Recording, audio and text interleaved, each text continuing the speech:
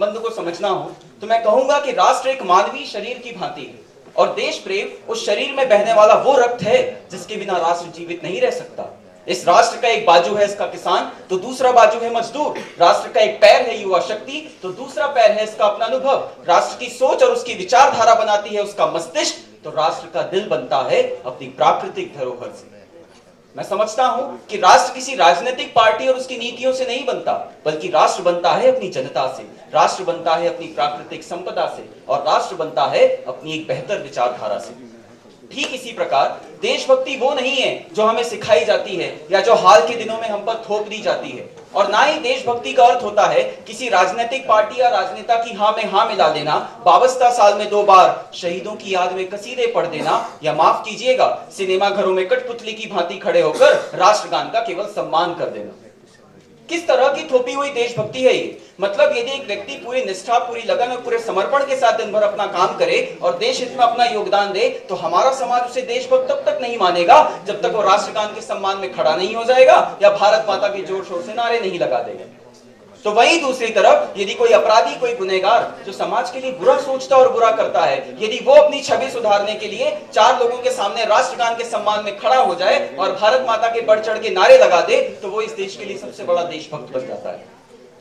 मुझे लगता है कि इस थोपी हुई देशभक्ति ने ही हमें इस गर्त में लाकर के ढकेल दिया है। लेकिन अब आप मुझसे प्रश्न करेंगे कि बरसों से चली आ रही इस देशभक्ति की यदि मैं खिलाफत करता हूं तो मेरे मायनों में देशभक्ति क्या है? तो मैं समझता हूं कि जब एक किसान अपने खेत में फसल का नया बीज बोता है, जब एक किसान अपने खेत में फसल का नया बीज बोता है, जब एक कूली अपने सर पर बोझ ढोता है, एक मजदूर महिला जब किसी इमारत के निर्माण में ईंटें सजाती है और सफाई कर्मियों की टोली हंसकर कचरा उठाती है, जब एक जमादार हमारे घर की गंदगी साफ करता है, और जब इस देश का युवा अपने धर्म, अपने संस्कृति को मानने की नहीं, स्वामी विवेकानंद की तरह उसे जानने की जिज्ञासा रखता है, तब जन्म लेती है देशभक्ति और ईमानदारी से किया हर काम देश प्रेम बन जाता है। लेकिन इस देशभक्ति का दूसरा पहलू देशद्रोह है, और मैं मानता हूं कि देशद्रोह वो नहीं है जो हमें मीडिया दिखाती और सुनाती है, बल्कि जिस सच्ची देशभक्ति की बात अभी मैंने आपसे की वो तब चोटिल होती है जब कोई सरकारी अधिकारी अपने चौकीदार के सलाम का इस्तकबाल नहीं करता। वो देशभक्ति तब आहत होती है जब किसी कारखाने का मालिक अपने मजदूरों को उनके हक की मजदूरी नहीं देता। करहा उठती है वो देशभक्ति जब एक बेटा अपने माँ बाप को वृद्धाश्रम की चौखट पर छोड़ आता है। घिसटती है वो देशभक्ति जब एक किसान अपनी ही फसल में आग लगाकर आत्मदाह कर लेता है, और लगभग विलुप्त होती नजर आती है मुझे हमारी वो सच्ची देशभक्ति जब हमारा ही चुना हुआ कोई नेतृत्व संसद की कार्यवाही को भंग करने में बढ़ चढ़कर हिस्सा लेता है। आज के इस दौर में जब भूमंडलीकरण और एक ध्रुवीकरण हमारी संस्कृति, विविधता और आत्मनिर्भरता को खत्म करने पर तुले हों, आज जब इस देश का बुद्धिजीवी वर्ग अंग्रेजी बोलकर अभिमान तो हिंदी बोलने पर शर्म महसूस करता हो, आज जहां इस देश की एटीएम मशीनों की सुरक्षा वातानुकूलन यंत्र कर रहे हैं, तो वहीं आजादी के 70 वर्ष बाद भी एक गरीब अपने सर पर पंखे को तरसता हो, और जिस देश में पुल का निर्माण भी ईमानदारी से संभव ना हो पाता हो, उस देश में ईमानदारी से राष्ट्र का निर्माण कर पाना एक सपने जैसा लगता है। और मुझे लगता है ये सपना तब साकार नहीं होगा जब हम युवा यहाँ खड़े होकर के समस्याओं पर बात करेंगे। ये सपना तब साकार होगा जब हम समस्याओं के कारणों पर बात करेंगे। ये सपना तब साकार नहीं होगा जब हम अपनी बीमारी के लक्षणों का इलाज करेंगे, बल्कि ये सपना तब साकार होगा जब हम अपनी बीमारी को जड़ से उखाड़ फेंकने का इलाज करेंगे। आज कुछ ऐसी बीमारी पर मैं बात करना चाहता हूँ। पहली बीमारी जो मुझे हमारे समाज में नजर आती है वो है वैचारिक बीमारी। दम भरा जाता है हम दुनिया के सबसे बड़े लोकतंत्र हैं, लेकिन मुझे लगता है कि हमारा दिमाग और हमारी सामाजिक मान्यताएं पूरी तरह से अलोकतांत्रिक रही, क्योंकि यदि अलोकतांत्रिक मान्यता नहीं होती तो ब्राह्मण और शूद्र का भेदभाव कभी पैदा नहीं होता। इस देश में हिंदू पैदा होते हैं, मुस्लिम, सिख और ईसाई भी पैदा होते हैं, लेकिन बदकिस्मती है कि अब इंसान पैदा नहीं होते। और मैं समझता हूं कि ना हिंदू की जरूरत है ना मुसलमान की जरूरत है, राष्ट्र निर्माण के लिए केवल अच्छे इंसान की जरूरत है। एक राजनीतिक बीमारी भी मुझे हमारे समाज में नजर आती है, और मैं आपको बताना चाहता हूं कि अब हम चुनाव करने लायक नहीं रहे। बड़े बड़े लाउड स्पीकर बजाकर हमें बताया जाता है कि ईवीएम मशीन पर जाकर आपको कौन सा बटन दबाना है। किसी राजनेता ने अपने 50 साल के जीवन काल में देश के लिए क्या किया ये मायने नहीं रखता, मायने ये रखता है कि 50 दिन में उसकी पार्टी कितना बड़ा प्रचार करती है। जिस राजनेता का प्रचार जितना बड़ा होगा वो इस देश की उतनी ही बड़ी कुर्सी पर बैठा होगा। और मुझे लगता है कि ये राजनीतिक बीमारी इसलिए पैदा नहीं हुई क्योंकि बुरा आदमी राजनीति में आ गया, बल्कि इसलिए पैदा हुई क्योंकि अच्छे आदमी ने राजनीति में आने से हमेशा से मना कर दिया। एक शैक्षणिक बीमारी भी हमारे समाज में मुझे नजर आती है। और बड़े आश्चर्य की बात है कि जिस देश ने पूरी दुनिया को तक्षशिला और नालंदा देकर के विश्वविद्यालयी शिक्षा की बुनियाद रखी, आज विश्व के 100 सर्वश्रेष्ठ विश्वविद्यालयों में हमारा एक भी विश्वविद्यालय खड़ा नहीं होता। जहां एक तरफ हमारे पास आईआईटी, आईआईएम और एनआईटी जैसे शिक्षण संस्थान है, तो वहीं इस देश के गरीबों को बेरोजगारों की जमात में खड़ा करने के लिए हमारी सरकार सर्व शिक्षा अभियान का झुंझुना उनके हाथ में पकड़ा देती है। और आज यदि प्रश्न कर लिया जाए कि सर्व शिक्षा अभियान के कितने बच्चे आईआईटी और आईआईएम तक पहुंच पाते हैं, तो ये सारे सरकारी पैरोकार चुप्पी साध लेंगे। इस शैक्षणिक बीमारी का कारण केवल एक है कि इस देश की शिक्षा नीति केवल दो तरह के लोगों के लिए बनती है। पहले वो जो विद्वान है और दूसरे वो जो धनवान है। एक सामाजिक बीमारी जो मुझे नजर आती है वो है दिखावे की बीमारी। इस देश ने हमेशा से स्त्रियों, शिक्षकों और महापुरुषों के सम्मान की बात की, लेकिन हमारा देश इन सारी बातों को चरितार्थ करने में बहुत दूर रह गया। जिस देश ने हमेशा से स्त्रियों को देवी की तरह पूजने की बात की, आज महिला सुरक्षा के मामले में सबसे बदतर देशों की गिनती में हमारा देश चौथे स्थान पर खड़ा है।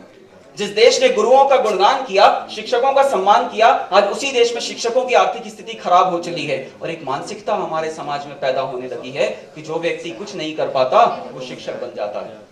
जिस देश ने हमेशा से महापुरुषों को मालाएं पहनाई, अफसोस होता है मुझे ये कहते हुए कि उन सभी महापुरुषों के सारे विचार उन मालाओं के नीचे दब करके रह गए और इन सभी दिखावों ने हमारे देश के राष्ट्र निर्माण को बाधित कर दिया। और एक बड़ी ही गजब की बीमारी है पल्ला झाड़ लेने की बीमारी।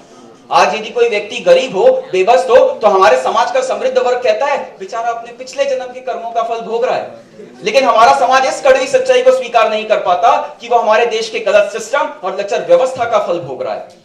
और इन सभी बीमारियों की जड़ वो है हमारा अंधविश्वास। और मैं मानता हूं कि जब तक इस देश का वैज्ञानिक अपनी गाड़ी में नींबू मिर्ची लगाता रहेगा, इस देश का डॉक्टर बिल्ली के रास्ता काटने पर खड़ा हो जाएगा, इस देश का शिक्षित वर्ग अपने घर को काली मटकी से सजाता रहेगा और इस देश का युवा अपनी सफलता के लिए मंदिरों में नारियल फोड़कर भगवान को रिश्वत देता रहेगा, तब तक ना तो इस देश से अंधविश्वास विदा होगा और ना हमारा राष्ट्र निर्माण संभव होगा।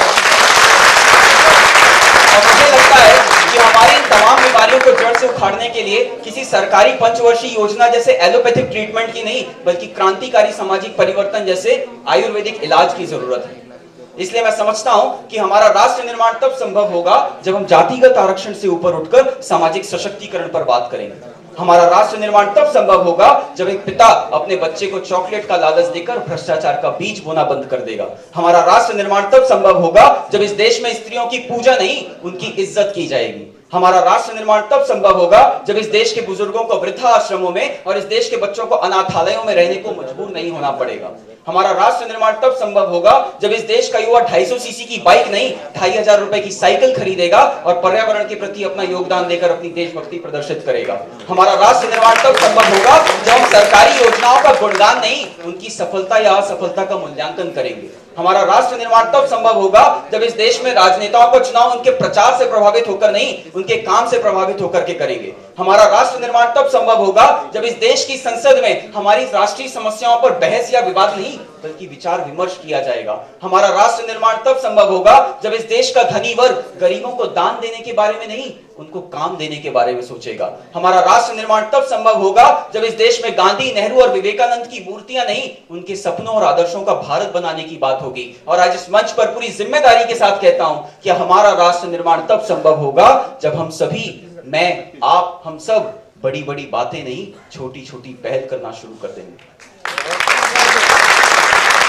हो सकता है कि आज मैंने जो कुछ भी कहा उससे आप असहमत हो, लेकिन मैं आप पर कुछ भी थोपना नहीं चाहता, क्योंकि मैं कोई उपदेशक नहीं हूं।